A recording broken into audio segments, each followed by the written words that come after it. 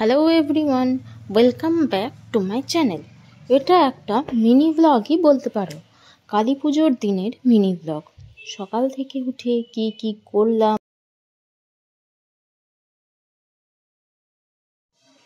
বাড়িটা কিভাবে সাজালাম, এই সব আর কি। প্রথমেই আলপনা নিয়ে বসে পড়লাম। সে করতে মোটামুটি 1-1.5 ঘন্টা তো টাইম লেগেই গেল।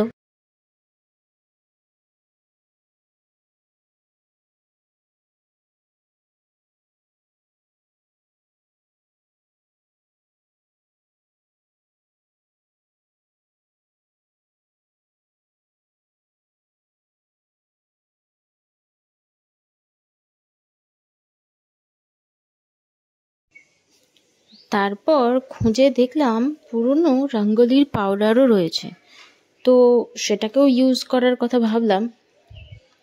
দিয়ে 2টো রঙ্গোলি বানানোর প্ল্যান করলাম।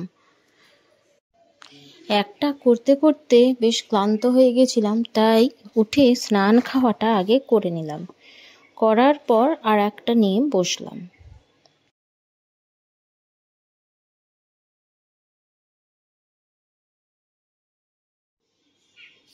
এই হলো সেই দ্বিতীয় রঙ্গোলিটা। এই সমস্ত শেষ করতে করতে প্রায় বিকেলবেলা হয়ে গেল। এরপর প্রদীপ আর মোমবাতির পালা, সেই সবও নিয়ে বসলাম। সেগুলোকেও তো সাজাতে হবে। এই ছোট ছোট প্রদীপের ওপর মোমবাতিগুলোকে প্রথমে বসিয়ে নেওয়া হলো। এইগুলো ছাদে দেওয়া হবে। নর্মাল যেভাবে আমরা প্রদীপ দিই সেইভাবেও প্রদীপকে সাজিয়ে নেওয়া হলো। এরপর ছাদে মোমবাতি বসাতে গিয়ে দেখি প্রচুর বাজি ফাটছে, দারুণ সুন্দর লাগছে পুরো আকাশটা, আর চারদিকটাও প্রচুর আলোতে ভরে গেছে। পুরো উৎসব মরশুম। তারপর ছাদে দাঁড়িয়ে কিছুক্ষণ বাজি ফাটানো দেখলাম।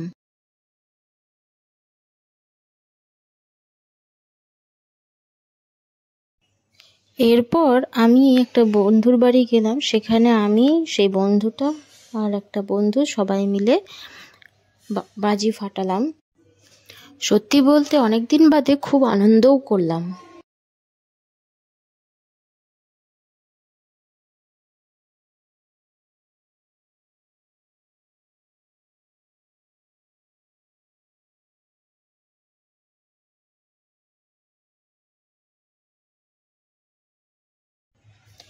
আমার তো নিজের বাজি ফাটানোর থেকে অন্যদের বাজি ফাটানো দেখতেই বেশি ভালো লাগে। কত রকমের বাজি দেখা যায়। আমরা তো একবারে সমস্ত বাজি কিনতেও পারবো না আর ফাটাতেও পারবো না, তাই সব রকমই হয়।